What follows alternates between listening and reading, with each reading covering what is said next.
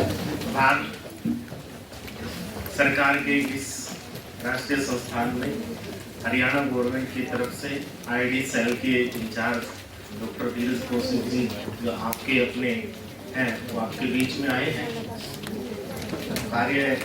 हमारा कार्यक्रम चलता रहेगा पूरे दिन। कार्यक्रम से सुचारू रूप से कार्यान्वित करने के लिए सर आपसे बातें करना चाह रहे हैं, आपसे जानना चाह रहे हैं कि आपको कैसा लगा, ताकि विधिवत रूप से हमारे जो आज के की नोट स्पीकर आपके बीच में आए।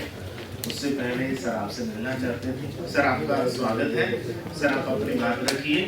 हमारे बोर्ड से जाने वाले हैं इसमें धर्मेंद्र जी हैं और हैं सभी।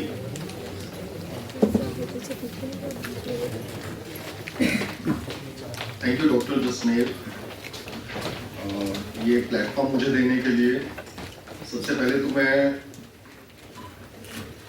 हमारे डायरेक्टर जनरल सेकेंडरी एजुकेशन और state project director SPD sir की तरफ से इस प्लेटफॉर्म को अरेंज करने के लिए इंस्टीट्यूशन का धन्यवाद करता हूँ। ऐसा प्लेटफॉर्म शायद पहली तो आप लोगों के साथ भी, आप इतने सालों से यहाँ काम कर रहे हैं, ये आपका पहला एक्सपीरियंस है कि आप एक नेशनल इंस्टीट्यूशन के अंदर ट्रेनिंग के लिए सभी लोग बैठे हैं, राइट?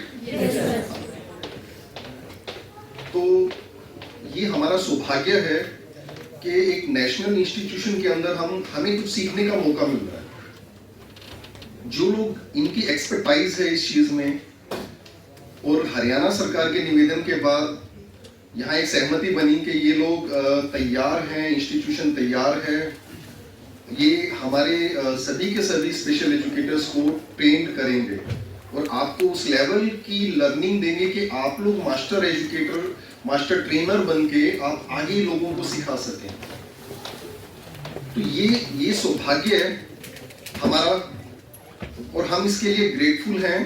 और ये जान के आपको और अच्छा लगेगा जब आपको ये पता चलेगा कि इस तरह का प्रोग्राम जो इंस्टीट्यूशन कर रहा है ये पहली बार हो रहा है कि किसी स्टेट के स्पेशल एजुकेटर्स को ट्रेनिंग दी जा रही है। और मुझे यहाँ आने के बाद ये पता चला कि इवन उत्तराखंड के स्पेशल एजुकेटर्स को भी इस तरह से ट्रेनिंग, एक इन सर्विस ट्रेनिंग शायद यहाँ पे अभी तक नहीं दी गई है।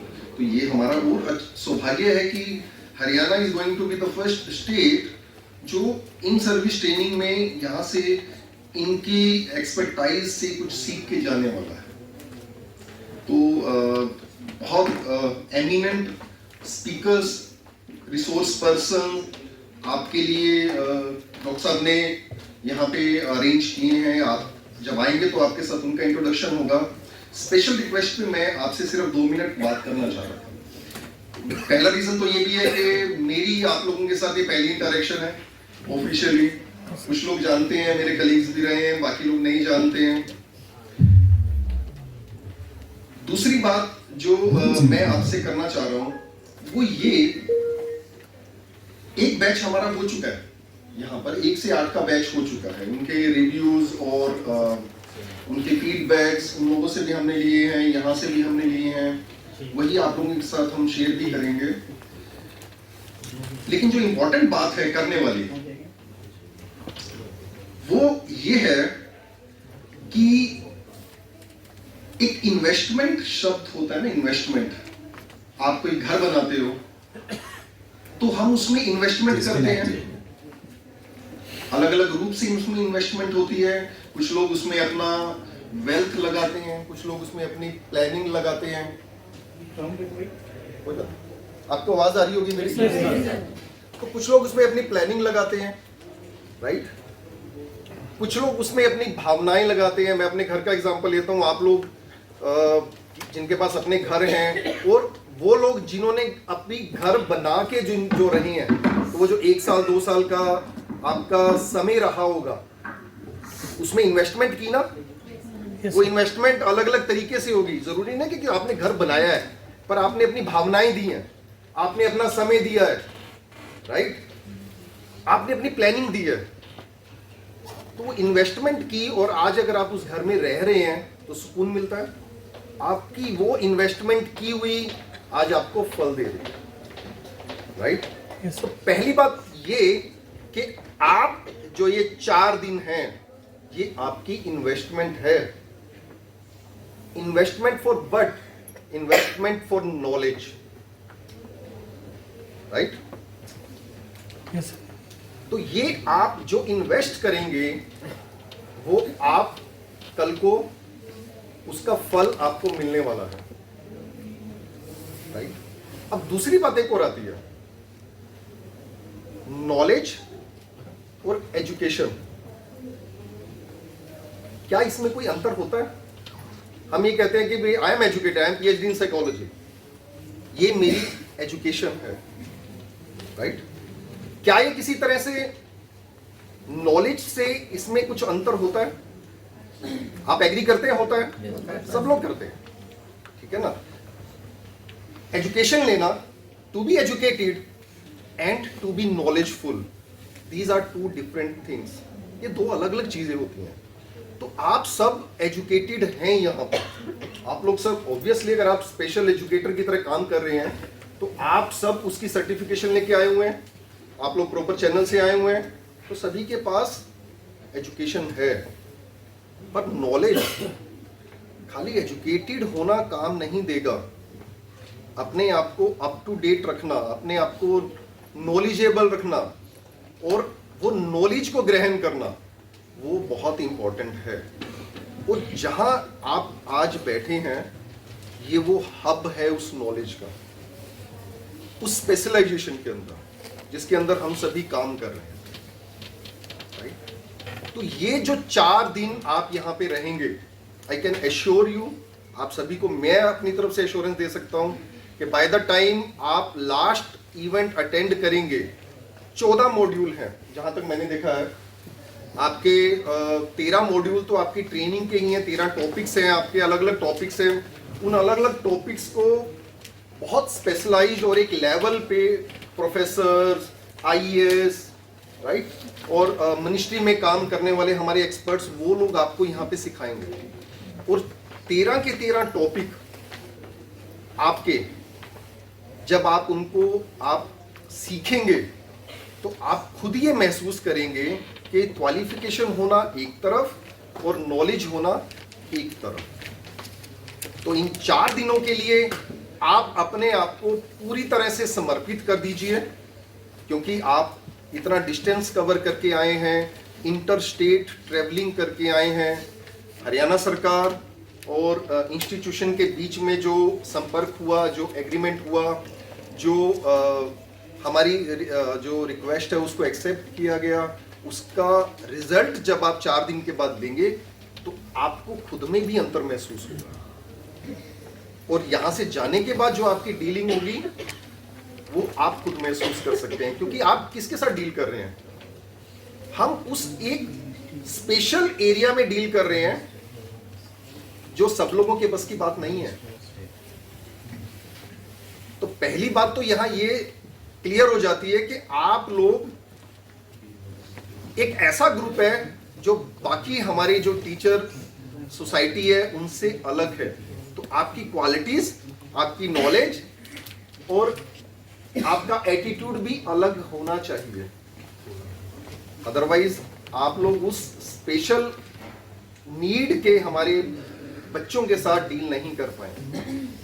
तो जो एरियाज आपको काम आने वाले हैं वो सभी एरियाज यहाँ पे वो these all areas are being taken by the institution. वो सभी एरिया को ध्यान में रख के उनके ऊपर बात की जाएगी। आपको टीचिंग से रिलेटेड स्पेशलाइजेशन सिखाई जाएंगी, लॉज के बारे में बताया जाएगा। लेकिन ये कब होगा? जब आपका समर्पण होगा। तो जो 4 दिन आप आए हैं ना, तो 4 दिन आप यहाँ के लिए आए हैं। हमारा जो पहला बैच गया शायद उसमें थोड़े से इश्यूज हमारे रह गए, जो या तो वहाँ पे बात नहीं हो पाई उन लोगों के साथ, या शायद कहीं कुछ हमारी तरफ से भी लैकुना रह गया। एक शेड्यूल बनाया गया है, एक प्रॉपर शेड्यूल बनाया गया है। उस शेड्यूल को आपने स्ट्रिक्टली फॉलो करना है। नेशनल इंस्टीट्यूशन है हमारा, one of the prestigious institution we have had in entire हमारे जब से हमें स्वतंत्रता के बाद आप देख लीजिए, और शायद उतना ही पुराना, I am not wrong sir, जितनी हमारी स्वतंत्रता हो चुकी है लगभग उतना ही पुराना ये इंस्टीट्यूशन की हिस्ट्री है। तो एक ऐसी संस्था में हमें बैठने का सौभाग्य मिला है, तो यहाँ के नियम और नॉर्म्स और रूल्स हम सभी फॉलो करें। एक स्ट्रक्चर्ड शेड्यूल बनाया गया है। अगर हमें हाफ एन आवर लंच के लिए मिला है तो कोशिश करेंगे कि हाफ एन आवर में ही हम उसको कंक्लूड करके वापस अपनी जगह पे आए। अगर हमें ब्रेक मिला है 15 मिनट का, और मैं रादर देख रहा था कि 16 मिनट लिखा हुआ है, 15 मिनट नहीं है, 16 मिनट है, 20 मिनट भी नहीं है। तो जो शेड्यूल बनाया गया है उसको आप लोग स्ट्रिक्टली फॉलो करेंगे, राइट? क्यों करेंगे? क्योंकि हम अपने सारे काम धाम, अपनी फैमिली छोड़ के हम किसी एक पर्पस, एक मोटिव के साथ आए ना। तो अगर वो मोटिव हमने अचीव नहीं किया तो फॉल्ट किसका रहेगा? अरेंजमेंट करने वालों का नहीं, क्वालिटी में कमी नहीं रहेगी। आप जब आके आप सुनेंगे रिसोर्स पर्सन्स को, स्पीकर्स को, तो आपको पता लगेगा कि कहाँ से हैं, कौन है, उनकी क्या क्वालिटी है। तो क्वालिटी में कमी नहीं है। तो जो लास्ट रह जाता है ना, वो हमारा एंड है। हमें अपने एंड पे भी कोई कमी नहीं छोड़नी है, राइट? तो मेरी तरफ से, हरियाणा एजुकेशन डिपार्टमेंट की तरफ से, परिषद की तरफ से आप सभी से यही रिक्वेस्ट है कि हम सभी लोग जो हैं यहाँ पे रिप्रेजेंट कर रहे हैं अपनी स्टेट को, अपने डिपार्टमेंट को रिप्रेजेंट कर रहे हैं, राइट? मैं एक विभाग को रिप्रेजेंट कर रहा हूँ, आप पूरे हरियाणा को रिप्रेजेंट कर रहे हैं। तो उस लेवल को आप मेंटेन रखेंगे। आप जो शेड्यूल बनाया, जो नियम बनाए गए हैं, उन्हीं के साथ आप रहेंगे भी, और कुछ ऐसा, कोई ऐसा मौका नहीं देंगे। बाकी हम लोग आपके साथ अनऑफिशियल इंटरेक्शन करते रहेंगे during the lunch time, during tea break, या शाम को भी, ठीक है? आपके साथ जो इंडिविजुअल इंटरेक्शन है हमारी, वो अलग से रहेगी, ठीक है? तो मेरे ख्याल मैंने तो 2 मिनट के लिए रिक्वेस्ट की थी, शायद मेरे 5-10 मिनट हो गए हैं। बात और कर सकते हैं, लेकिन सर का शेड्यूल और पूरे सभी रिसोर्स पर्सन हमारे आ चुके हैं। तो मैं यहीं बस अपनी वाणी को विराम दूंगा और सर से रिक्वेस्ट करूंगा, डॉक्टर जसमीर सर से, कि आप जो हैं अपने प्रोग्राम को सर शुरू करें। Thank you. Thank you. तैयार रहें, लेकिन इससे पहले मैं अनुरोध करूंगा हमारे अभिज्ञों से दीप प्रज्वलन के लिए, ये कहते हुए कि ज्ञान की देवी माँ सरस्वती की करते हैं हम प्रार्थना, माँ सरस्वती की करते हैं प्रार्थना, सच्चे मन से करते हैं मनोकामना, ज्ञान की देवी है माता सरस्वती। आह्वान कर रहे हैं, दीप प्रज्वलन करें हमारे अतिथि। मैं अनुरोध कर रहा हूँ दीप प्रज्वलन के लिए।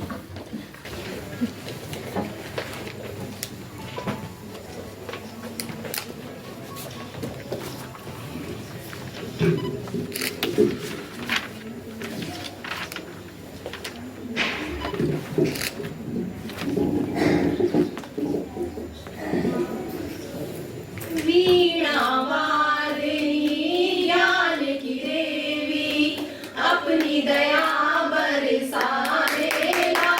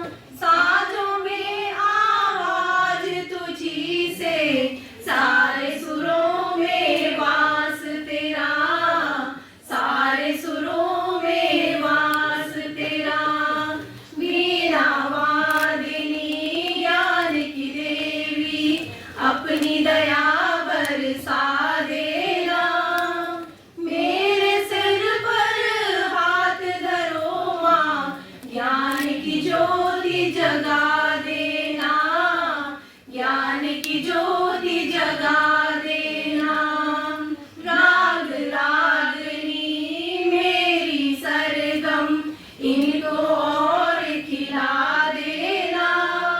मेरे सिर पर हाथ धरो माँ, ज्ञान की ज्योति जगा देना, ज्ञान की ज्योति जगा देना, ज्ञान की ज्योति जगा देना, ज्ञान की ज्योति जगा देना। धन्यवाद। श्रेष्ठ परंपराओं का निर्वहन, अतिथि सम्मान, ये हमारी परंपरा है।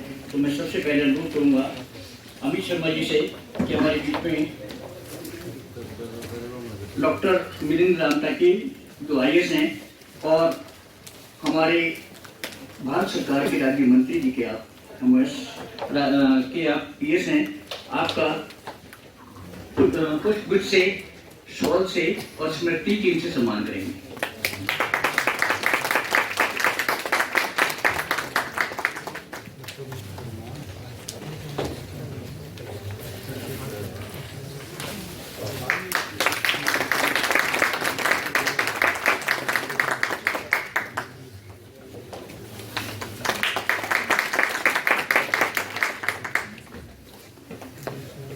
डॉक्टर कौशल शर्मा एसोसिएट प्रोफेसर, आपके सम्मान के लिए हमारे बीच में डॉक्टर SK ढालवाल साहब हैं। आपसे गुजारिश कर रहा हूँ कि आप आइए।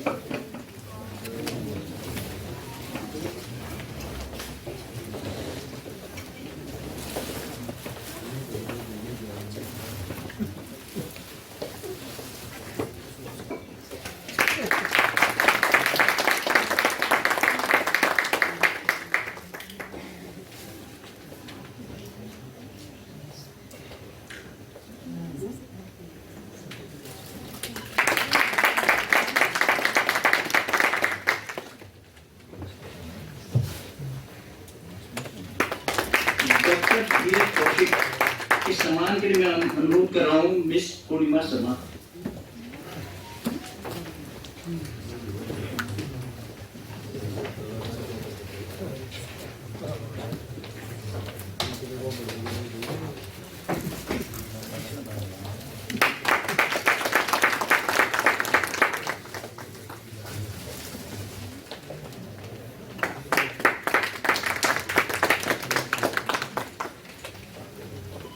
अमित शर्मा जी के सम्मान में मैं बुला रहा हूँ डॉक्टर चारू यादव हमारे मध्य हैं।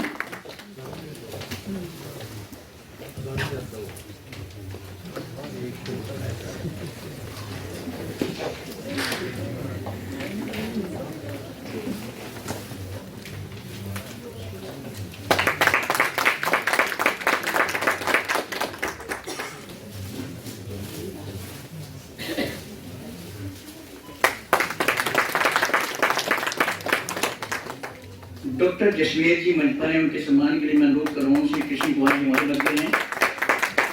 Shri Krishna Kumar ji.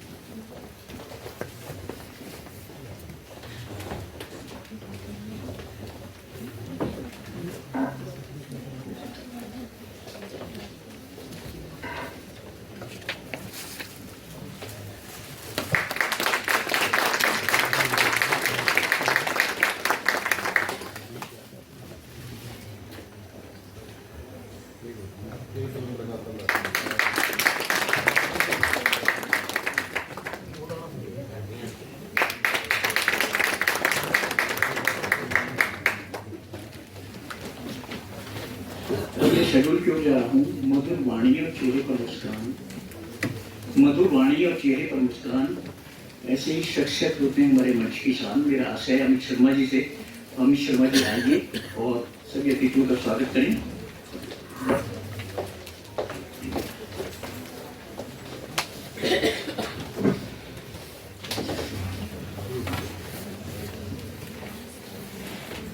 Good morning, everyone. Honorable Chief Guest, Shri doctor Milind Ram Teke ji, जो IAS हैं हमारे और PS हैं ministry of social justice government of India में, and respected guest on the dais Shri Dheeraj Kaushik ji, doctor Jasmer ji, सभागार में उपस्थित सभी अधिकारीगण, डॉक्टर जसमेर, डॉक्टर चारू एवं इस 4 दिवसीय टीचर्स प्रशिक्षण कार्यक्रम में आए हुए सभी अध्यापकगण, आपका NIPVD के प्रांगण में बहुत बहुत स्वागत है। एक बहुत ही महत्वपूर्ण विषय पर डॉक्टर जसमेर और हरियाणा गवर्नमेंट ने एक अच्छी शुरुआत की है, जिसमें कि हम जो प्रशिक्षित टीचर्स हैं विशेष शिक्षा में, उनका एक 4 दिन का विशेष ऑफलाइन ट्रेनिंग प्रोग्राम यहाँ पे करने जा रहे हैं। ये बहुत ही महत्वपूर्ण कदम है समेकित शिक्षा की ओर, क्योंकि हमारे देश में यदि कर्मचारियों की संख्या की बात की जाए तो शायद शिक्षक वर्ग ही एक ऐसा वर्ग है जो कि संख्या में प्रत्येक स्टेट में और सेंटर का अगर हम मिला के बात करें तो शायद संख्या में सबसे ज्यादा उनकी संख्या होगी।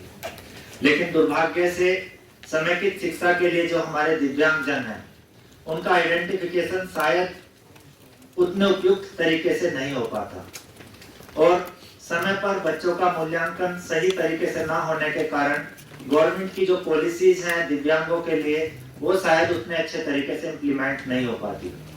तो मैं उम्मीद करता हूं कि इस 4 दिवसीय प्रशिक्षण कार्यक्रम में आप राष्ट्रीय दृष्टि दिव्यांगजन सशक्तिकरण संस्थान से एक विशेष प्रशिक्षण प्राप्त करके एक मास्टर ट्रेनर के रूप में अपने स्टेट में कार्य करेंगे, और स्टेट में आपको जो भी रेस्पॉन्सिबिलिटी आपके संकुल पे या BRC पे, CRC पे या फिर जितने भी आपके डाइट है उन पे जो आपको जिम्मेदारियां दी जाएंगी, वहां पे आप एक समेकित शिक्षा के लिए जो रेगुलर टीचर्स वहां पे कार्य कर रहे हैं, उनको एक मास्टर ट्रेनर के रूप में जरूरी प्रशिक्षित करेंगे।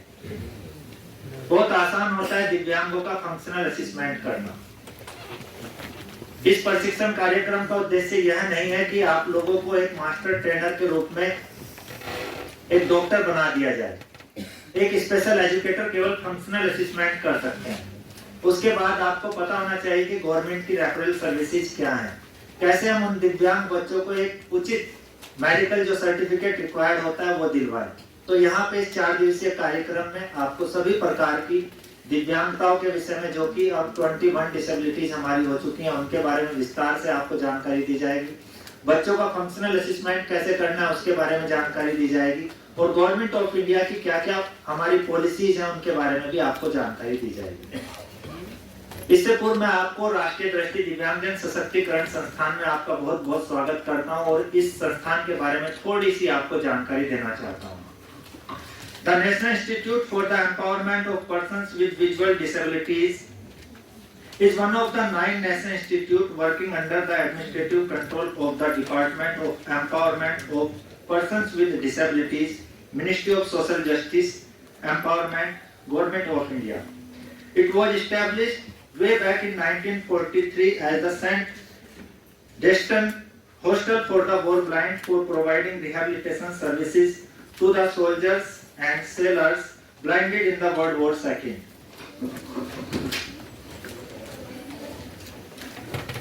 In 1950, the government of India took over the St. Destin Hostel for the war blinded and entrusted to same to the Ministry of Education with the responsibility of developing rehabilitation services for the blind. In 1950, the government established the training center for the adult blind for providing rehabilitation services to the blind persons. In 1951, the Central Braille Press was established to provide Braille literature to the visually impaired persons. In 1952, workshop for manufacturing Braille appliances was set up for ensuring accessibility to visually impaired persons and to bring them in mainstreaming society. In 1959, model school for the visually handicapped was established to provide education to the blind children. Also, model school is one of the top schools in India, not in special category, also in regular category. In 1963, National Library for the Print Handicapped was established in NIPVD campus. In 1979, National Center for the Blind was upgraded as the National Institute for the Visually Handicapped. In 2016, the NIVH was renamed as the National Institute for the Empowerment of Persons with Visual Disabilities, दिव्यांगजन। ये थोड़ी सी जानकारी थी हमारे इस राष्ट्रीय संस्थान के बारे में। इसके अलावा बहुत से हमारे CRCs हैं, नेशनल चैप्टर हैं, जहाँ पे हम दृष्टि दिव्यांगता के फील्ड में एक बहुत ही महत्वपूर्ण कार्य कर रहे हैं। और आज इस प्रशिक्षण कार्यक्रम में हमारे मुख्य अतिथि और आप सबका मैं बहुत बहुत स्वागत करता हूँ। बहुत बहुत धन्यवाद।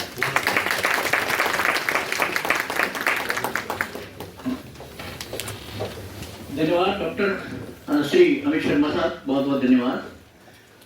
कुछ क्षण पहले आपने छोटा सा क्लियर डॉक्टर धीरज कौशिक जी से सुना था, यहाँ देखा था। विस्तृत जानकारी के लिए अभी आए हैं। इससे पहले मैं अनुरोध कर रहा हूँ डॉक्टर जसमेर जी से कि डॉक्टर धीरज कौशिक जी के जीवन के विषय में अवश्य जानकारी दें। Doctor Jasmer ji.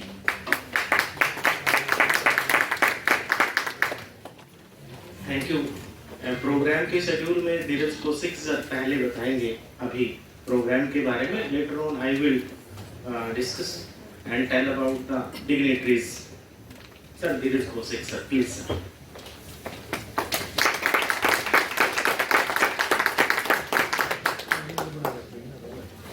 Thank you doctor साहब। जैसे कि मेरी तो पहले आप लोगों से इंटरेक्शन हुई और बड़ा अच्छा लग रहा है कि एक बार दोबारा चांस मिल गया आप लोगों के साथ बात करने का।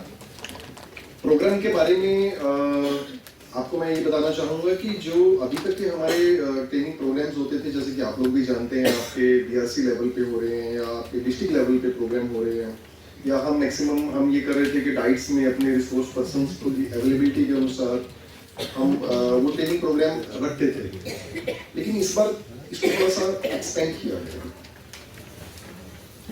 प्लान ये रहा कि क्यों ना हम किसी ऐसे एक्सपर्ट की सेवाएं लें जो जिनका अक्रॉस द डिसेबिलिटी एक्सपीरियंस है, जो सालों से इसके ऊपर काम कर रहे हैं और जो हर एरिया में एक ही छत के नीचे अंडर सिंगल रूफ आपको सभी तरह की जानकारी, चाहे वो लीगल एस्पेक्ट है या हमारी सभी की सभी जो डिसेबिलिटीज हैं उनके बारे में आपको एक ही छत के नीचे जानकारी दी जाए। और इससे बढ़िया हमारे पास कोई मौका नहीं हो सकता था कि एक इन सर्विस रेजिडेंशियल ट्रेनिंग जो हमारी वन ऑफ द एक्टिविटीज है, आप सभी जानते हैं, तो इंस्टीट्यूशन के साथ डॉक्टर जसमेर के साथ बात की गई और ये प्लान किया गया। लेकिन हमारे सभी टीचर जानते हैं कि इस बार क्योंकि हमारे जो इंटरनल इश्यूज है उनकी वजह से लास्ट मोमेंट तक आ गया, हमारे बिल्कुल एंड में आ गया, अदरवाइज ये पहले होना था। तो यहाँ पे डिस्कशन के बाद हमने 4 दिन की आपकी ट्रेनिंग 1 से 8 के लिए वो ऑलरेडी हो चुकी है हमारी, वो 4 दिन का प्रोग्राम 9 से 12 के लिए शेड्यूल किया है। तो अलग अलग एरियाज हैं, आप जैसे मैंने पहले भी आपको बताया, आपके टोटल 13 मॉड्यूल्स हैं, 13 आपके टॉपिक्स हैं जिनके ऊपर आपको ट्रेन किया जाएगा। और यहाँ का टारगेट हमारा आप लोगों को मास्टर ट्रेनर बनाने का है। एक इन हैंड नॉलेज आप सभी लेके आए हैं, आपके पास सभी के पास है, तो यहां से जो आप इंफॉर्मेशन आप नॉलेज लेके जाएंगे, आप एक मास्टर ट्रेनर की तरह एक्ट करेंगे। और जो हमारे जर्नल टीचर्स हैं या हमारे जो स्टेट में वापस जाने के बाद आपका यूटिलाइजेशन उनको ट्रेन करने के लिए होगा, ठीक है। तो यहां से उतना सीख के जाना है कि आप आगे किसी को सिखा सके। एक टीचर का रोल यही तो होता है ना। हम टीचर क्यों बने? हम इसीलिए तो बने ना कि हम आगे सिखा सके। तो टीचर कब होता है? अदरवाइज तो हम टीचर को टीचर कहेंगे ही नहीं, अगर उसके अंदर इतनी कैपेबिलिटी नहीं है कि वो किसी को सिखा सके। तो यहां से जो आप सीख के जाएंगे वो आप आगे लोगों को सिखाने के लिए, टीचर्स को सिखाने के लिए उसको आपने यूज करना है। तो स्ट्रक्चर्ड प्रोग्राम है, मैं ज्यादा समय नहीं लूंगा और मैं डॉक्टर साहब को दोबारा इनवाइट करूंगा कि वो अपने प्रोग्राम को एज पर शेड्यूल वो आगे चलाएं। तो सर डॉक्टर जसमीस। धन्यवाद डॉक्टर कौशिक साहब। अब ऐसी शख्सियत के जीवन विषय के विषय में बताने के लिए मैं अनुरोध कर रहा हूँ जो देवभूमि उत्तराखंड से बहुत बड़ी बात ही परिचित है। लाल बहादुर शास्त्री राष्ट्रीय प्रशासन अकादमी में आप उप निदेशक के रूप में कार्य कर चुके हैं। ऐसे हमारे आज के मुख्य वक्ता डॉक्टर मिलिंद राम टेके की विषय में भी मैं अनुरोध कर रहा हूँ डॉक्टर जसमेर आए और जानकारी दें। थैंक यू अग्रवाल जी। इसी बीच में आईडी सेल जो हरियाणा है वो अपनी तरफ से सम्मानित करने जा रहे हैं हमारे निदेशक को और आज के हमारे मुख्य की नोट स्पीकर को कृष्ण जी से मेरा अनुरोध है कि सर आप अपनी तरफ से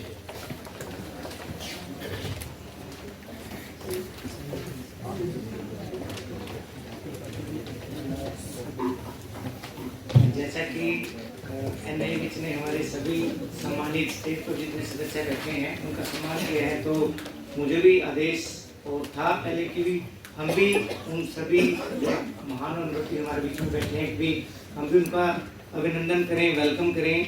मैं डॉक्टर धीरज सर से अनुरोध करूंगा कि हमारे आज के की note speaker doctor Milind Ramteke IAS PS2 ministry of state government of India sir का बुकों के साथ अभिनंदन करें, स्वागत करें सर।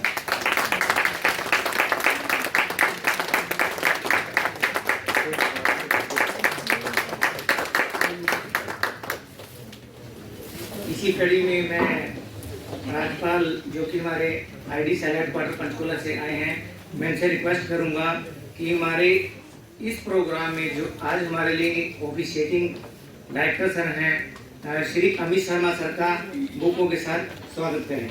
राज्यपाल sir.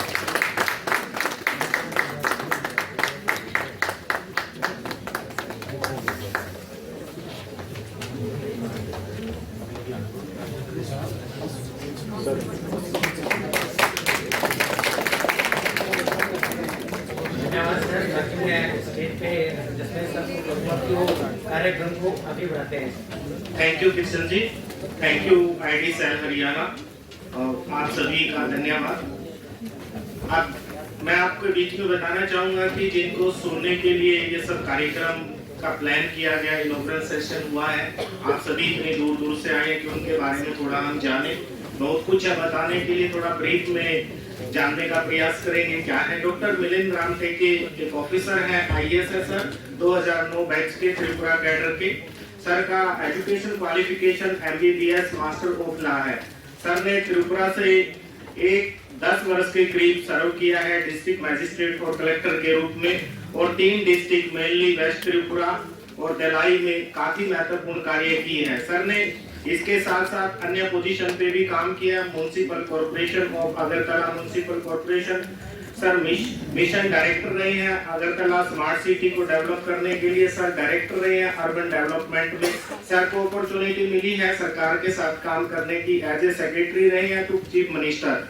Doctor Milind has also serve as deputy director of Lal Bahadur Shastri जो नेशनल एकेडमी है जो IAS मसूरी में को ट्रेन करते हैं 2.5 ईयर, और उसी दौरान सर वहाँ पर बहुत सारे प्रोजेक्ट्स को लॉन्च करने में भी कामयाब हुए हैं जिसका फ्यूचर में हमारे देश के IAS को बेनिफिट मिलेगा। इसके साथ साथ sir he has also alumni of the Maxwell School of the Citizen and Public Affairs University of USA, जहां पर उन्होंने सर ने एक ट्रेनिंग अटेंड किया minimum government and maximum governance, जो कि हमारी इस गवर्नमेंट का मुख्य मोटो भी है कि सर ने गवर्नेंस लीडरशिप प्रोग्राम तालीम और इस्टोनिया में अटेंड किया है। सर को बहुत ही बेहतरीन अवार्ड मिल चुका है जो बहुत कम DM को मिलता है ही। सर ने एक बहुत अच्छा अवार्ड रिसीव किया, prestige prime minister award for excellence in the public administration. और सर प्रेजेंटली सर्व कर रहे हैं private secretary to the union minister of state for the social justice and empowerment government of India New Delhi. इस संस्थान के प्रति सरकार इन बच्चों को, दिव्यांगजनों को, दिव्यांग बच्चों के प्रति कुछ करना चाहते हैं, इसीलिए सर ने सहर्ष हमारे जो स्वीकार था एज ए रिसोर्स पर्सन की नोट स्पीकर को स्वीकार किया। सर आपका बहुत बहुत धन्यवाद। दूसरे जो आज हमारे बीच में अतिथि है डॉक्टर कौशल शर्मा जी, एसोसिएट प्रोफेसर हैं, हेड ऑफ डिपार्टमेंट है हियरिंग इम्पेयरमेंट, भारत की पहली ऐसी यूनिवर्सिटी नॉर्थ इंडिया में जिन्होंने दिव्यांगजनों की शिक्षा के लिए काम किया है। Doctor Shakuntala Mishra, national rehabilitation university Lucknow, sir ने कम से कम 6 या 7 बच्चों को डॉक्टरेट करवा चुके हैं। सर का 25 साल के करीब इस क्षेत्र में शिक्षा का अनुभव है। सर ने राष्ट्रीय और अंतर्राष्ट्रीय स्तर पर बहुत सारे नेशनल प्रोग्राम्स में और इंटरनेशनल प्रोग्राम में teacher education in special education के लिए बहुत कार्य किया है। सर इसके साथ ही सर ने 18 के करीब किताबें लिखी हैं जो मार्केट में अवेलेबल है। बेसिक बातें हैं, हियरिंग इम्पेयरमेंट में सर अपने बच्चों में बहुत ही प्रिय है और सर का जो स्वभाव है बच्चों में इस प्रकार से है कि हर बच्चा सर से पूछ के वहां से अपना करियर की शुरुआत करता है। तो मैं सर का इस राष्ट्रीय संस्थान को स्वागत करता हूँ।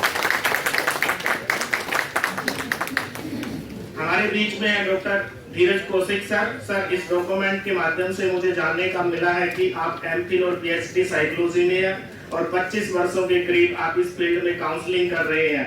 इसके साथ साथ आप डायरेक्टली साइकेट्रिक पेशेंट को भी डील करते हैं।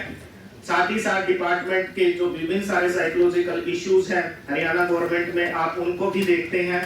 सर का साइकोलॉजी में एजुकेशन डिपार्टमेंट में 10 साल पढ़ाने का अनुभव है और रिसेंटली 6 मंथ से सर आईडी सेल के कंसल्टेंट और प्रयास कर रहे हैं कि राष्ट्रीय स्तर पर और जो प्रयास एनआईज और सीआरसी के द्वारा किए जा रहे हैं उसका कुछ बेनिफिट रिसोर्स टीचर्स को रूप में दिए। और सर आपका ही एक उद्देश्य है कि जितने हमारे सामने आज ये शिक्षक बैठे हुए हैं, शिक्षक ही नहीं कहेंगे हम, गुरुजन बैठे हुए हैं जो दिव्यांगजनों की सेवा के लिए प्रेरित हैं, सर आप उनको मास्टर ट्रेनर के रूप में विकसित करना चाहते हैं ताकि सभी टीचरों को वो ट्रेन कर सके और हम दिव्यांगजनों को की शिक्षा और उनका पुनर्वास में नई ऊर्जा का संचार कर सके। इसी के साथ मैं मंच पर चाहूंगा कि अग्रवाल जी आगे कंटिन्यू करें। Thank you. धन्यवाद डॉक्टर दुश्मे जी जो अपने परिचय विस्तृत रूप से जानकारी प्रदान की, बहुत बहुत धन्यवाद। मेरा अनुरोध है हमारे मुख्य अतिथि या मुख्य वक्ता के रूप में डॉक्टर मिलिंद रामटेके हमारे प्रति हैं जिनका विस्तृत ज्ञान विशेष शिक्षा के क्षेत्र में विशेष पूर्ति करने के लिए मेरा आपसे अनुरोध है। आपकी तालियों की गड़गड़ाहट को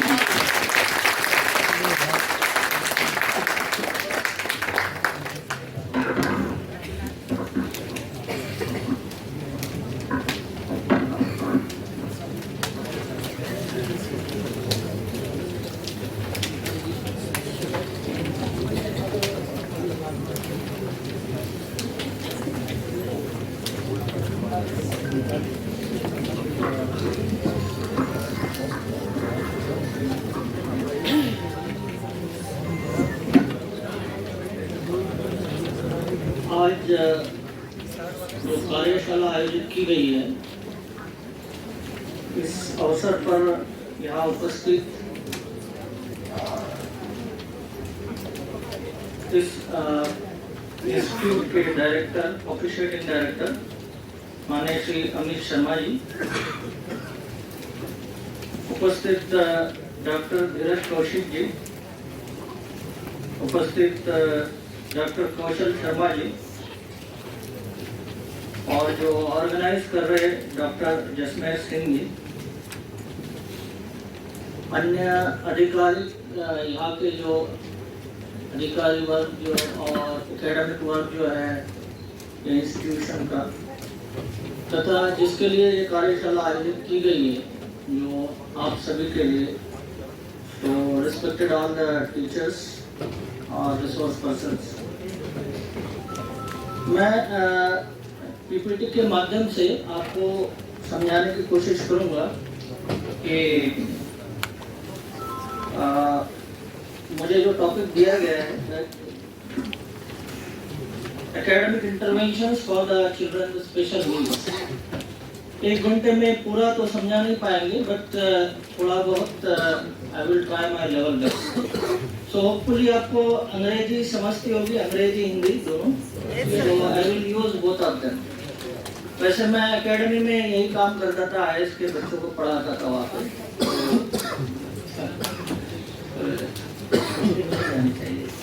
फर्स्ट राइट कराइए। तो पहली बात, आप सभी जानते होंगे, ऐसा नहीं है कि आप ये जानते नहीं है, आप रिसोर्स पर्सन हैं और हो सकता है हमसे ज़्यादा नॉलेज हो, लेकिन ये एक रिफ्रेशर ट्रेनिंग जैसा है। और मुझे जो जानकारी है मैं बताऊंगा आपको, अगर कुछ एडिशनल जानकारी अगर है तो अगर आप शेयर करें तो भी अच्छा होगा। अगर आपके सवाल क्वेश्चंस हैं हम कोशिश करेंगे आंसर करने की, या फिर डायस पे बैठे ये महानुभाव लोग हैं वो भी आंसर कर सकते हैं। या दिस इज सो अगर हैंडेड माइक हो तो I can, I know that handed mike चलो ठीक है। सो पहली बात, what is children with special needs. Simple definition जो है, children suffering from any disability, Bluetooth mode.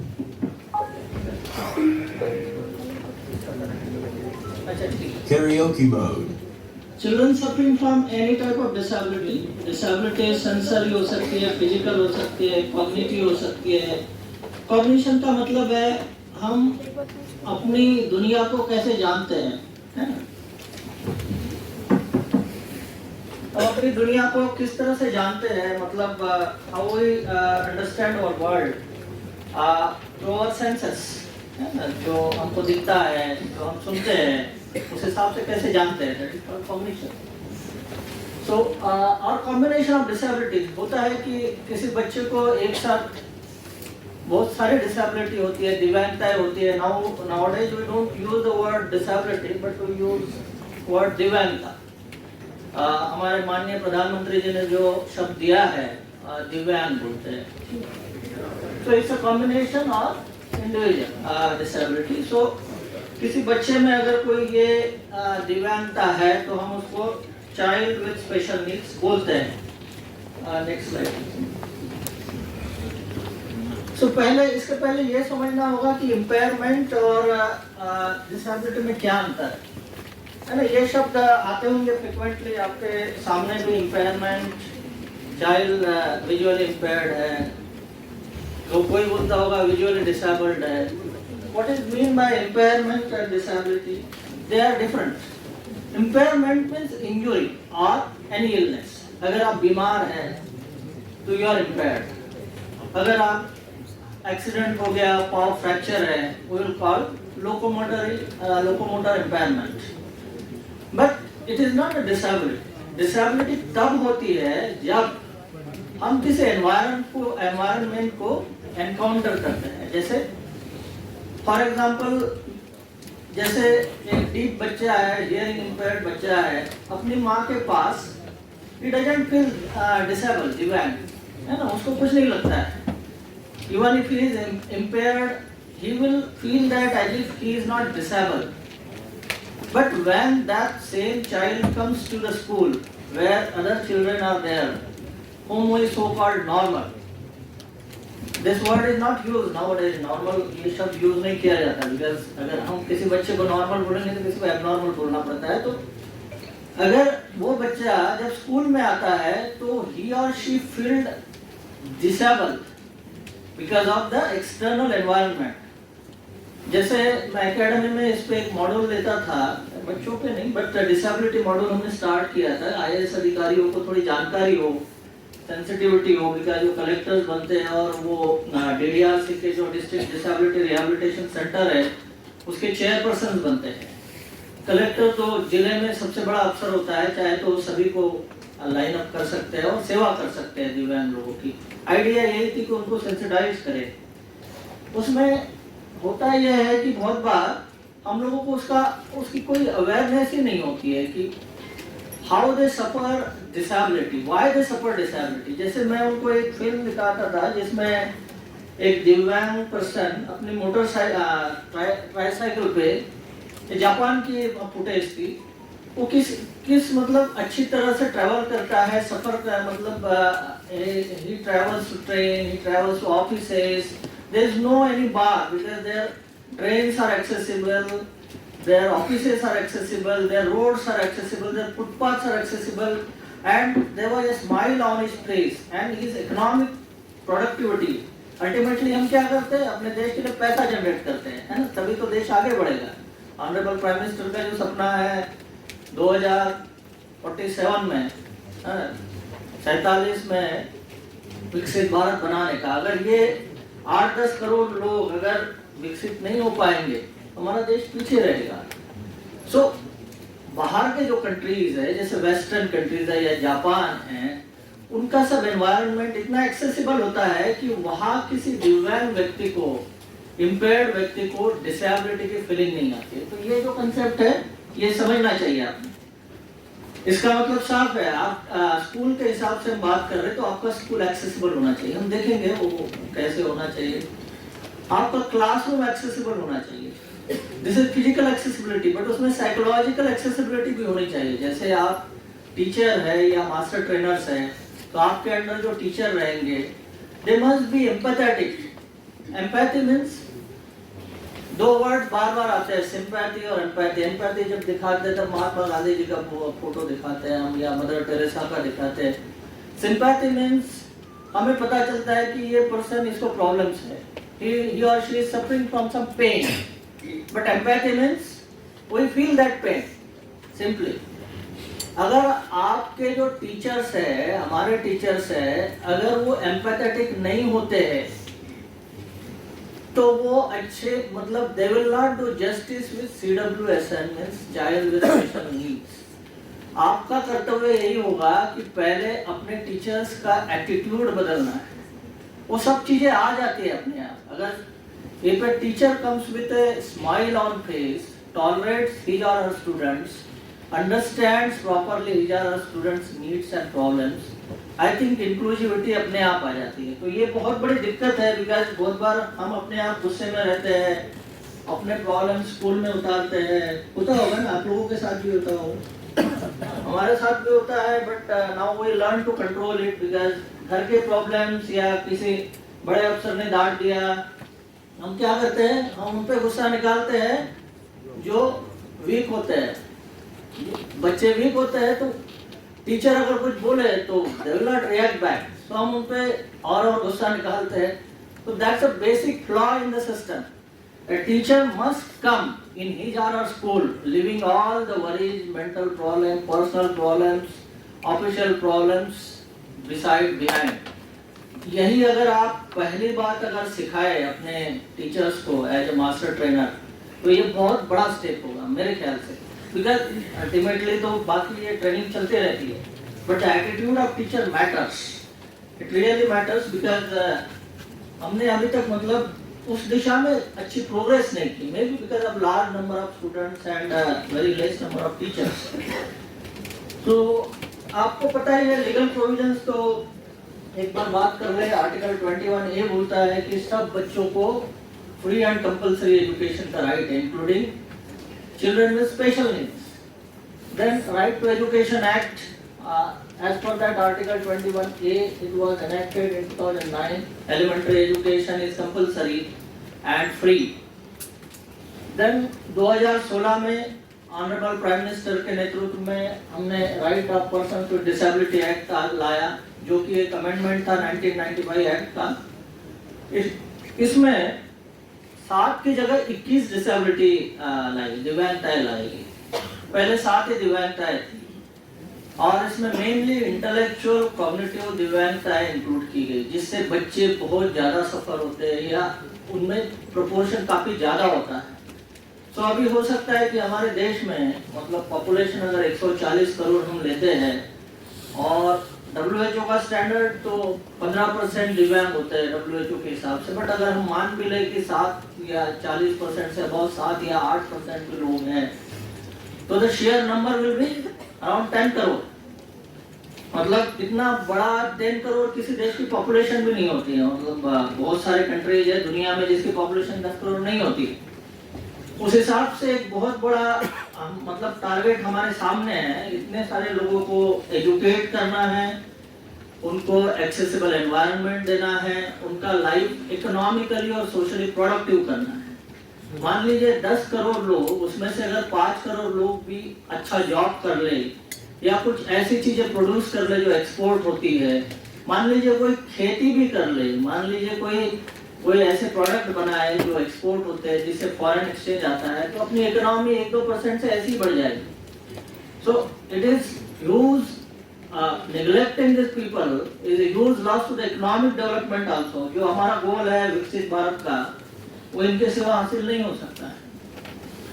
Then समग्र शिक्षा अभियान this is going on, और नई एजुकेशन पॉलिसी में इंक्लूसिव एजुकेशन को रीएम्फसाइज किया गया है। हम उसमें डिटेल नहीं जाएंगे बिकॉज काफी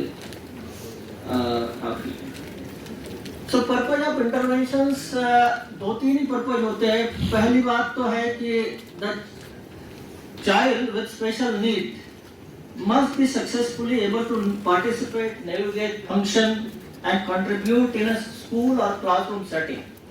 मतलब वो बच्चे को ऐसा लगे कि वो दूसरे बच्चों जैसा ही है और उसका इंटेलेक्ट वैसे ही आगे बढ़े एंड देश के लिए वैसा ही आगे बढ़ के कंट्रीब्यूट करे। This is basic Tenet. Then suitable interventions are needed because interventions may be different as per the disability। जैसे जैसे आपकी दिव्यांगताएं बदलती है, आपके इंटरवेंशंस भी बदलते हैं, वो एक बेसिक है। एंड सभी इंटरवेंशंस जो हम करते हैं मतलब स्कूल लेवल पे आपके माध्यम से, वो इतने इफेक्टिव हो कि वो जो चैलेंजेस आते हैं, बैरियर्स आते हैं इनके जो दिव्यांग बच्चों में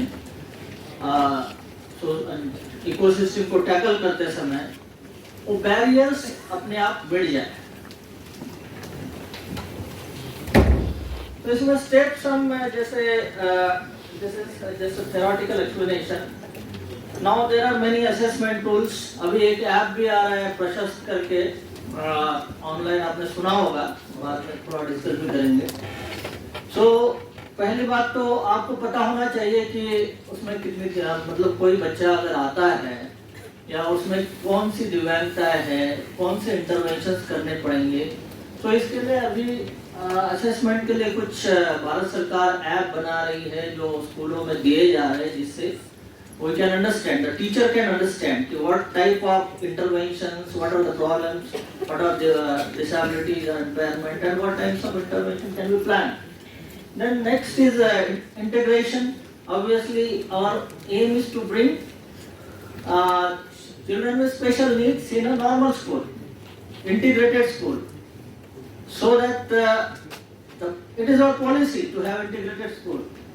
सामने का मुद्दा आता है जब हम बच्चे ला देते हैं, मतलब child with special need comes to the school, now a teacher has to evaluate the present problems and issues, the needs of the child, the problems of the child and necessary interventions accordingly needed. So evaluation is like a objective criteria.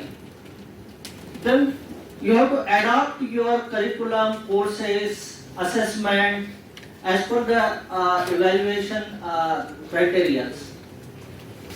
Secondly, accordingly we can do some modification. The teacher can do modification, जैसे visually impaired बच्चों को आप tape recorder या फिर speech to word to text to sound में जो आते हैं आजकल नए जो एप्स आते हैं या फिर सॉफ्टवेयर प्रोग्राम्स आते हैं like this.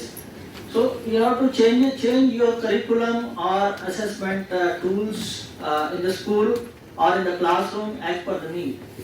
Ultimate aim is to have a inclusion of दिव्यांग और children with special needs in the school or school curriculum.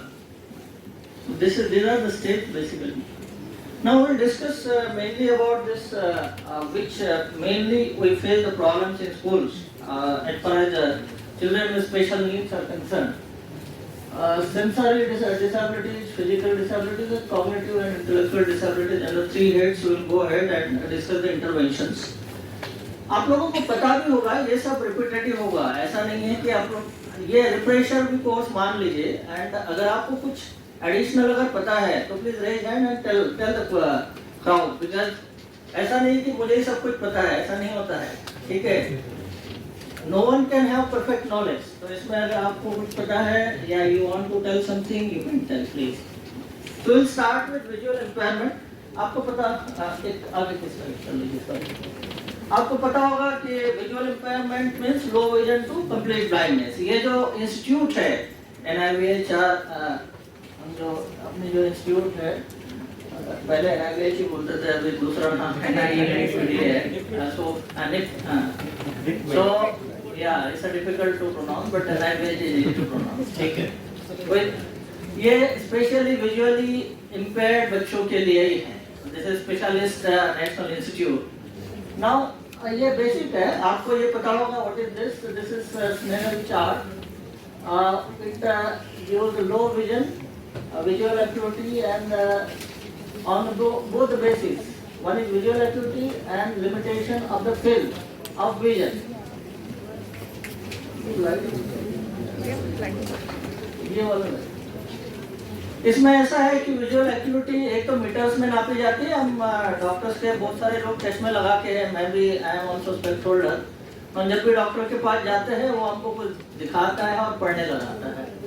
Now this is the अगर फीट में हमारी कितनी होनी चाहिए विजुअल एक्टिविटी 20/20 और मीटर्स में होनी चाहिए 6/6। Now and that with spec, है ना, चश्मा लगाने के बाद।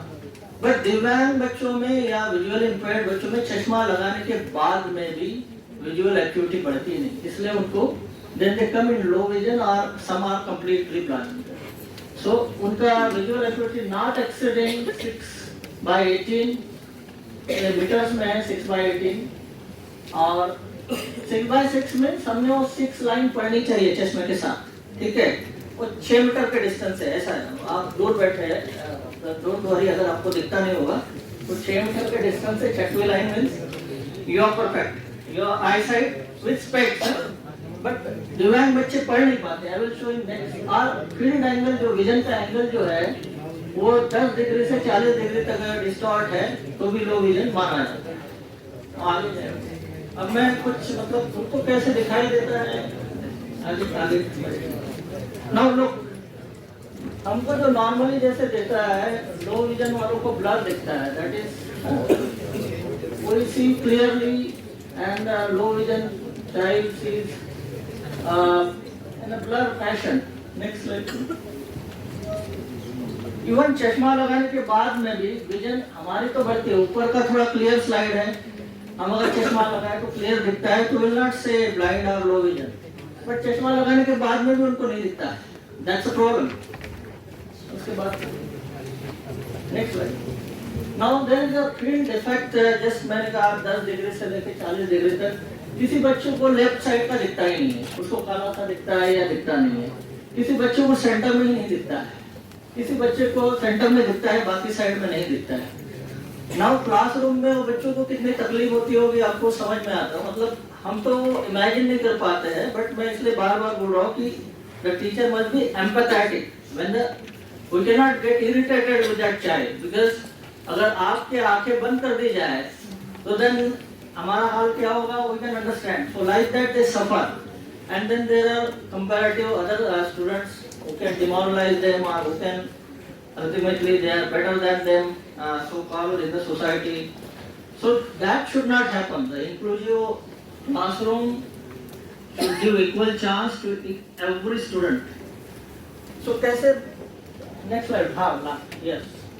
So इनका behavior कैसे रहता है, आपको पहले ही पता होगा कि generally often complaints of eye pain, कुछ आंखें मलते रहते हैं, किताब पास में लेते हैं, ब्लरिंग होती है तो उसको मिटाने की कोशिश करते हैं, आई रब करते हैं, कांस्टेंट गुस्सा आता है उनको, बिकॉज जो चीज होती नहीं है उसमें वी गेट इरिटेटेड, है ना। एक बार हम करने की कोशिश करते हैं एक चीज और होती नहीं है, नहीं शटिंग वन आई, उनको लगता है कि एक आंख बंद करके अच्छा दिखेगा। ये अगर सिम्टम्स दिखते हैं टीचर को तो they should send them to eye specialist and they should start inclusive education for them. इसलिए मैं दिखा रहा हूँ, ये हेड टिल्ट करते हैं वो लोग, leaning forward to see better, excessive blinking, उनको लगता है कि ऐसे करने से अच्छा दिखेगा। Then undue sensitivity light, light आने से आंखें बंद कर देते हैं। इरिटेबिलिटी होती है उनको, स्टम्बलिंग और tripping over the objects because अच्छे से दिखाई नहीं देता है तो लड़खड़ाते हैं। Then clumsiness in reading, reaching, difficulty in reading letters on the blackboard, ये तो सबसे बड़ा मतलब उसको दिखता नहीं है तो सबसे बड़ा समझ में आता है। Are using finger as a line marker while reading, ये सब अगर लक्षण दिखते हैं, ये सिंपल चीजें हैं बट ये हमारे टीचर्स को पता होनी चाहिए। Once a child is identified, most of the times parents fail to identify visually impaired child, low vision, क्योंकि वो उतना मैटर नहीं करते बिकॉज घर में कोई चार्ट नहीं होता, पढ़ाई का चार्ट नहीं होता है ना, तो घर में मोटी मोटी चीजें होती है और आपको एक नक्शा भी पता होता है घर का, तो वो अच्छे से घूम लेता है। सो ब्लाइंड चाइल्ड तो पहचान लेते हैं parents, but visually impaired child पहचान नहीं पाते हैं। Now that is the job of the teacher to identify it and take interventions, immediately take action.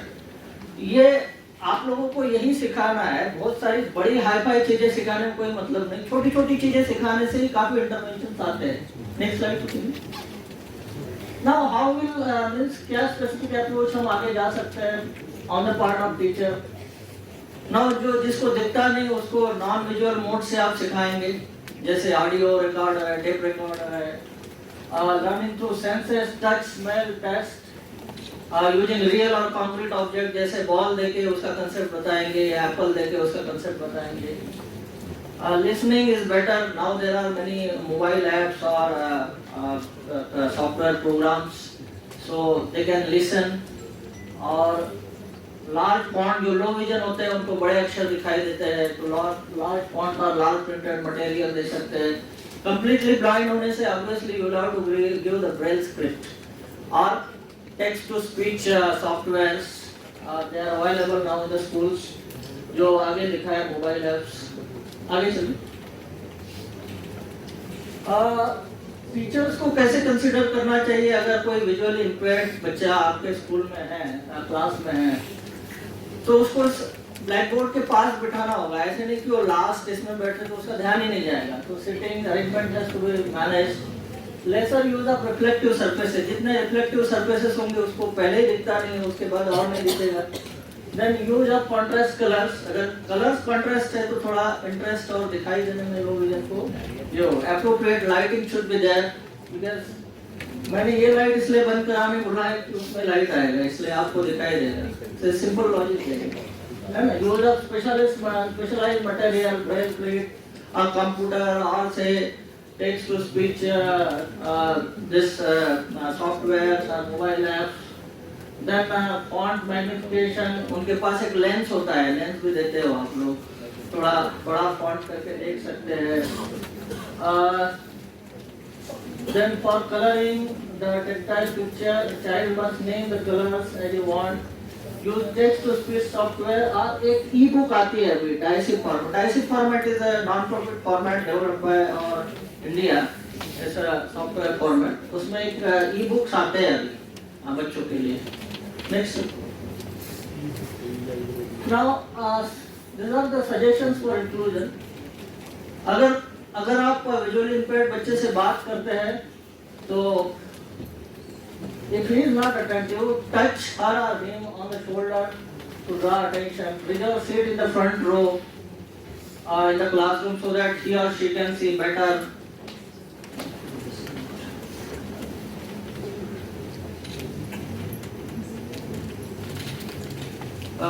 Then passages should be kept clear because they may stumble.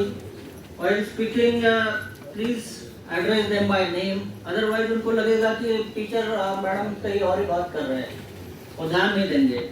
Assignment उस हिसाब से modify करने पड़ेंगे, जो मैंने एडाप्टेशन की बात की थी। अल्टरनेटिव असाइनमेंट्स आप दे सकते हैं या उनकी असाइनमेंट को मतलब टाइम पे अगर ना भी दे तो you will have to consider और you will have to rate them differently, जज them differently.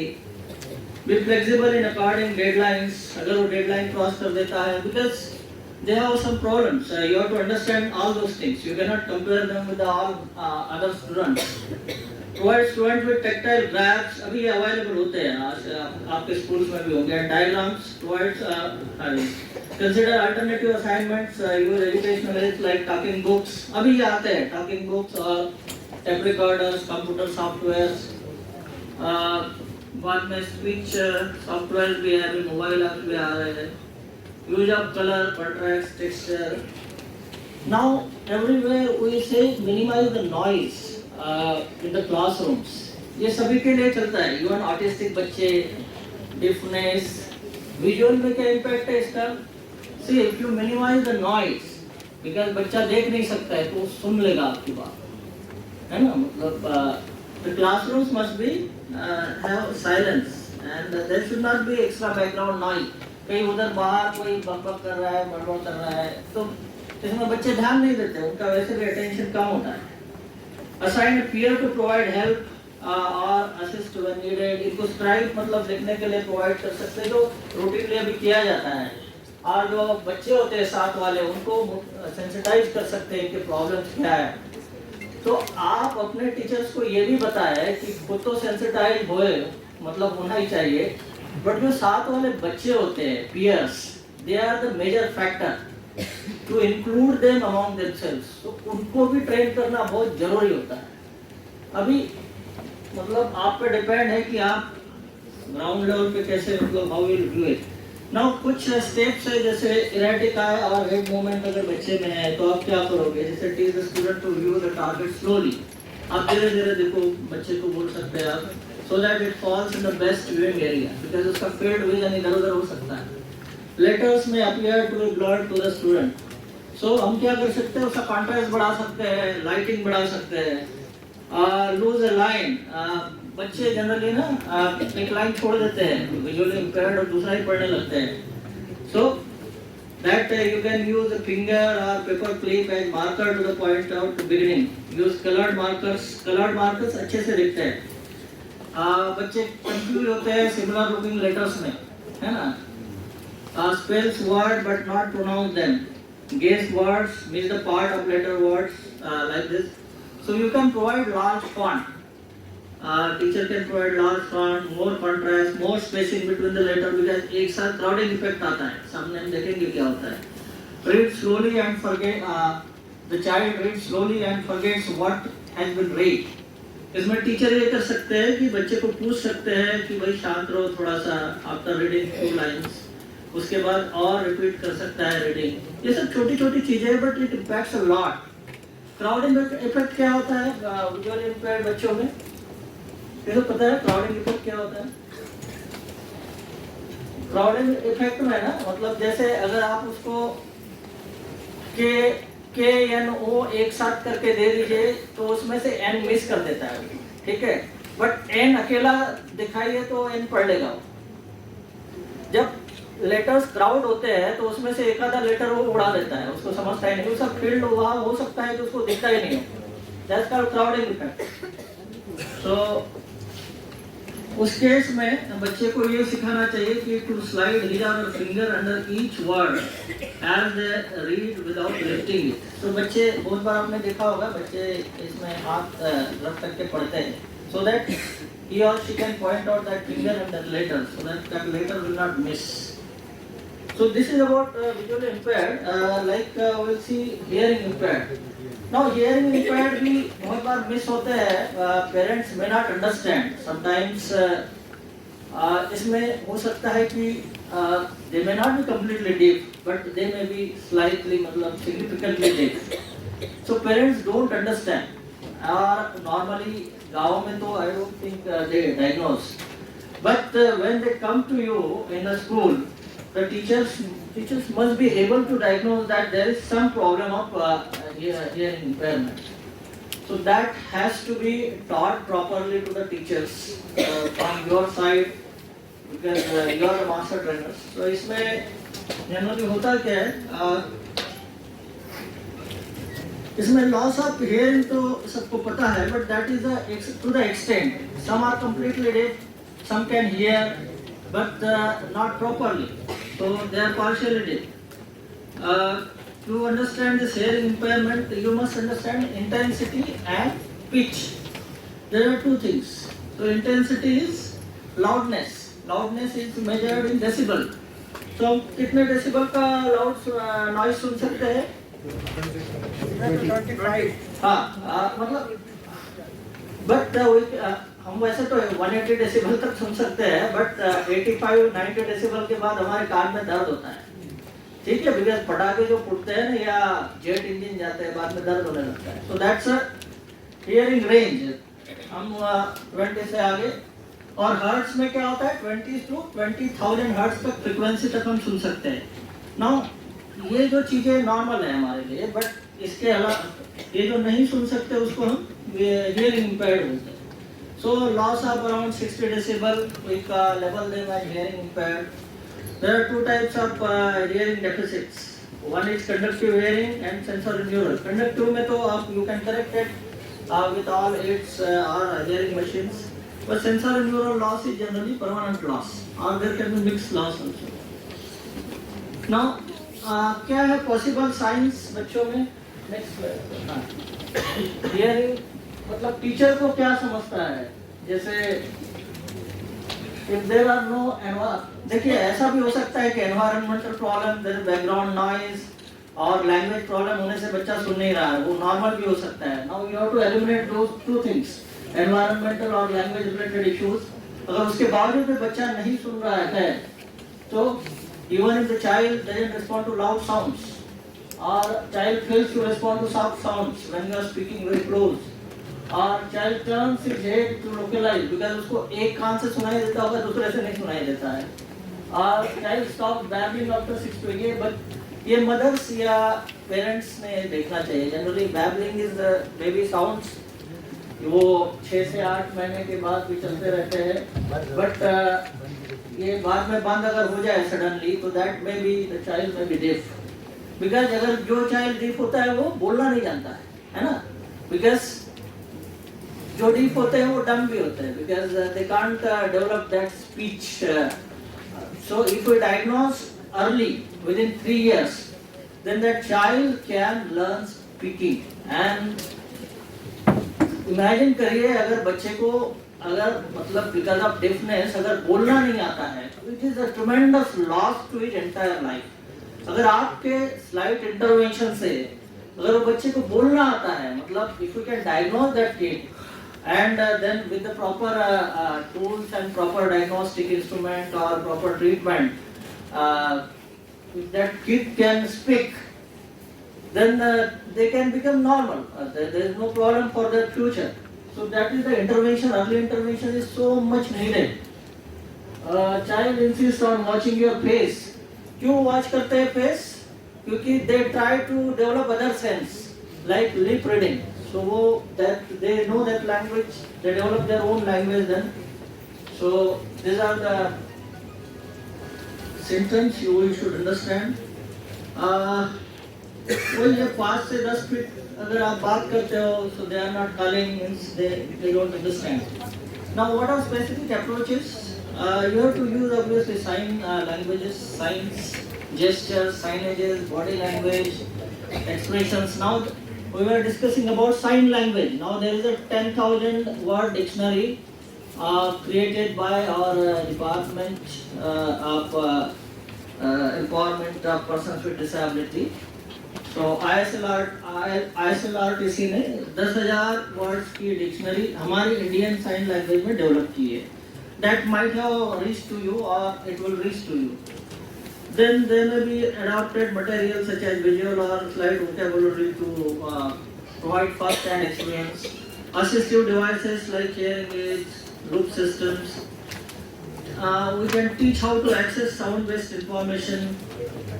We can use interactive digital boards. Now you have this televisions and interactive boards, or you can write by this digital pencil. All those things, they can be helpful.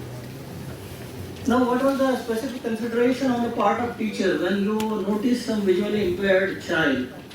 So make sure that you are aware about the learner's language ability and preferred learning style. because they develop a specific learning style to ensure inclusion in your group. When you have a student with hearing impairment in the group, you must reduce the background noise or request for a classroom that is away from noise. Now ये तो आपके school management पर depend है, but generally हमने मतलब आप देखते हो कि हम पढ़ते रहते हैं और बाहर शोर होते रहता है, that may not go good for hearing impaired child. So you have to reduce the background noise so that they can, the partially deaf child can listen properly. Make sure that you have whole group's attention before starting the session. Why whole group's attention? Because inclusion by peers to all the children with special needs is a first criteria. Your peers means जो साथ वाले बच्चे हैं, if they accept and adopt, accept and understand the emotions of the child with special need, then lot of problems are solved. There are only two stakeholders in the classroom. Who are they? One is teacher, others are student. Means peers. Suppose there is one CWSL child with special need, and there are other peers whom we call normal. If they understand that this child has special need and they accept him or her as one among them, then entire problem is sorted out. Then the child, half of the problem have gone already, because the child will develop other senses then.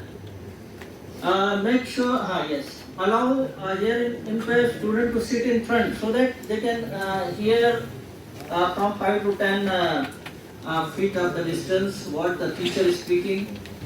Or also they can read the lips. They develop that habit when the teacher speaks or somebody speaks, they will understand by that also. Face the child, student when speaking, the teacher must face the student. It should not happen that the teacher is looking there and child is sitting here, because he or she will not understand. Because they develop the habit of lip reading. Speech must be clear from the teacher's side. Make sure the room is well lit and allow the student with hearing impaired to see facial expressions. So specific sufficient light होना चाहिए, facial expression वो देखे, आपके actions देखे ताकि वो समझ सके. Again, there are some suggestions arrange the classroom so that teacher can see each other. Teacher and student can see each other. When showing diagrams, pictures, use slow speech so that child can understand and follow your speech. For hearing impaired child, use shorter speeches, not a complete long sentence, and clearer speech. Associate word with concrete object. ये हर बार काम देता है, जहाँ autistic children में भी ये आपको मतलब concrete object और concrete concept पढ़ाने के लिए. You can write the key points on the blackboard or chart or a digital board so that they can understand. When utilizing group work, make sure that the students with hearing impairment can follow all other group members' discussion. That is the inclusion by the peers. That is more important. Develop communication among the children through play activity. So all the children with the special needs, one is the criteria that they should be involved in any way in all the cultural or sports or other activities of the school, because they learn more from that.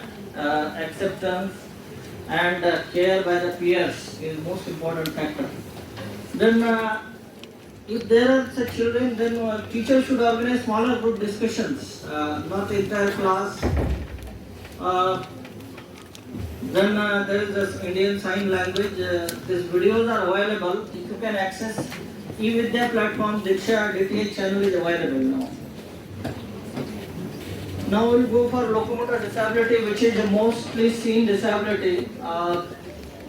Now, one thing I want to. मेरा time हाँ एक बजे हाँ चलो ना इसमें मैं आपको ये बताना चाहता हूँ, मैं 3 जिलों में कलेक्टर था, ठीक है. जब भी इलेक्शन आता है तब हम क्या करते हैं, एक आदेश आता है इलेक्शन कमीशन का कि आपके स्कूलों में रैंप बनाओ, ठीक है. अब वीडियो जाते हैं अपने इंजीनियर्स को लेके और बना देते हैं कैसे भी, दे डोंट बॉदर कि वो कैसा है, ग्रेडियंट है, क्या है, उसमें गाड़ी जाएगी नहीं जाएगी, they don't bother because they want to complete only targets. Now this such rams are useless. You must understand. एक बार क्या हुआ था, इलेक्शन के पहले एक स्कूल में हमारे एक वीडियो थे, उन्होंने एक रैंप बनाया. So when I visited I found it too steep. So I scolded that video. I said, आपके इंजीनियर्स इतना भी नहीं समझते कि इतना स्टीप रैंप पे कैसे जाएगी wheelchair. So he started saying that engineer साहब बोल रहे हैं sir we know the technical specification ये वगैरह. Then I literally asked one wheelchair. I asked the junior engineer to sit and I said कि भाई चलो अभी दिखाओ आप कैसे जाते हो. And he could not climb. Then I told कि भाई आप मतलब you should understand कि अगर ये दिक्कत वो दिव्यांग बच्चे को, दिव्यांग आदमी को अगर आए तो उसको क्या बीतती होगी. आप वहाँ से वहाँ तक भी नहीं जा सकते. मतलब we brought one wheelchair. Now this depends on the sensitivity. Understanding is one thing. Now that engineer could have easily understood what should be the gradient for smooth movement, and this is written everywhere in the internet or everywhere. But small things we don't follow. आप अपने स्कूलों में जाके देखिए, I guarantee 50% ramp the gradient will be very steep. होगा कि नहीं? तो आप वहाँ किसी हेडमास्टर को बताइए भाई पैसा भी नहीं रहता है, वो दूसरी दिक्कत है. इलेक्शन के बहाने हो जाते हैं रैंप, बट वो आड़ा टेढ़ा बना देता है. तो जब ये बनाने आए और फिर इलेक्शन कमीशन डिक्लेयर कर देता है हमारे सब स्कूल एक्सेसिबल है, भैया उनको पता ही नहीं होता है कि एक्सेसिबिलिटी का कंसेप्ट क्या है. बस रैंप है तो can not go on such steep ramp. ठीक है, नहीं should be must have that will see that. तो ये सब चीजें ना आपने देखना चाहिए बिकॉज इट मैटर्स. बच्चे कैसे आएंगे. No locomotor disability is a large number of disability which disabled persons are suffering from this. This may be natural means. Do you need break for 5 minutes? Because I'm bored.